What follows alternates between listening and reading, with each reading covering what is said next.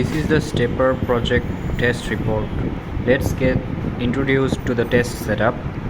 Here we can see a stepper motor and an encoder, and on top of the stepper there is a limit sensor representing the closing position of the valve, and this MCU is controlling all the things, and that is the stepper driver, and here is the voltage supply. And to enable modbus TCP, we have the W5500 chip, which is connected to the PC via Ethernet. And let's get to the code and see what we can do with it. So let me just restart the chip real quick so that we can see the starting sequence. So it just got restarted. We have to play it.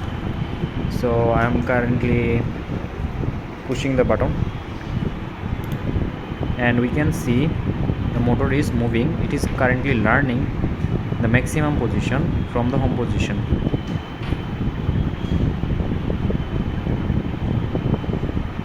Okay, it has learned its parameters, and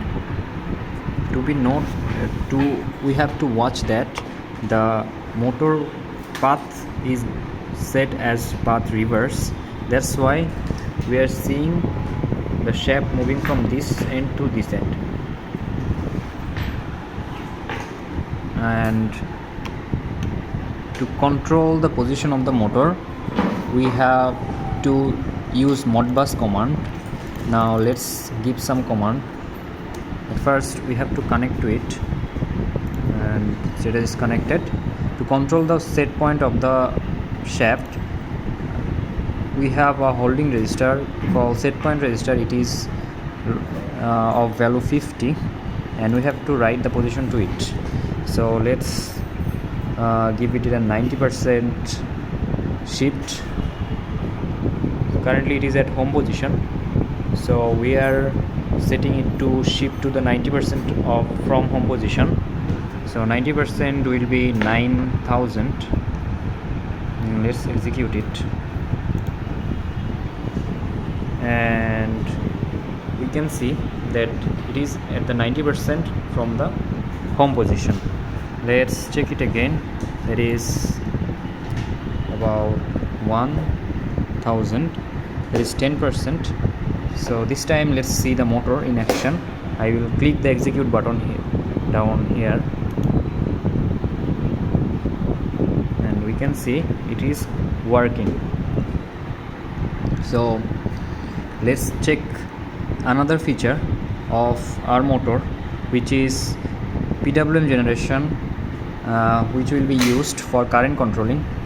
To generate PWM, we have a separate pin which is configurable by user, and it is connected to a logic analyzer to our PC. Now let's open the logic analyzer. We can currently see the duty cycle is higher, and the motor is in holding position, and the duty cycle is almost about 80%. Now let's change the duty cycle and see the changes in action. To change the duty cycle of that, we have another register. Let me just find it real quick. Okay.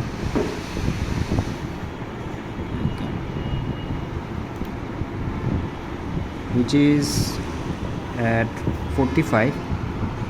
Now let's give some command and see that change in action. So 45, let's make it 10%,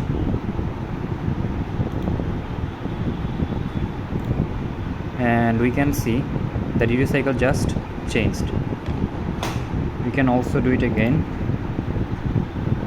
Let's give it 70%. Execute, and you can see the duty cycle changes.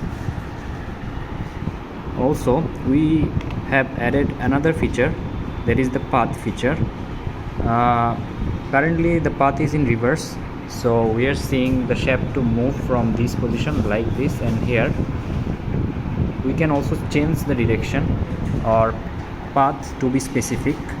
And to change the path, we have to change this register's value, which is that this register motor control path, which is at 44. Okay, so currently 44 is set to 2, which is reverse. Now let's change it to 1, which is normal mode. Okay, now we have to restart the motor for safety reason. Let's just, okay, the starting sequence also changes.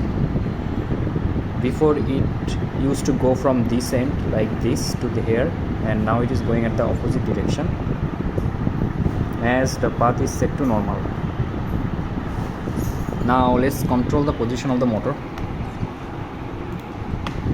To control the position of the motor, we have the set point register, which is at 50. Now let's give about 40%. 40% means 4000. I will execute it. Let's look it in action.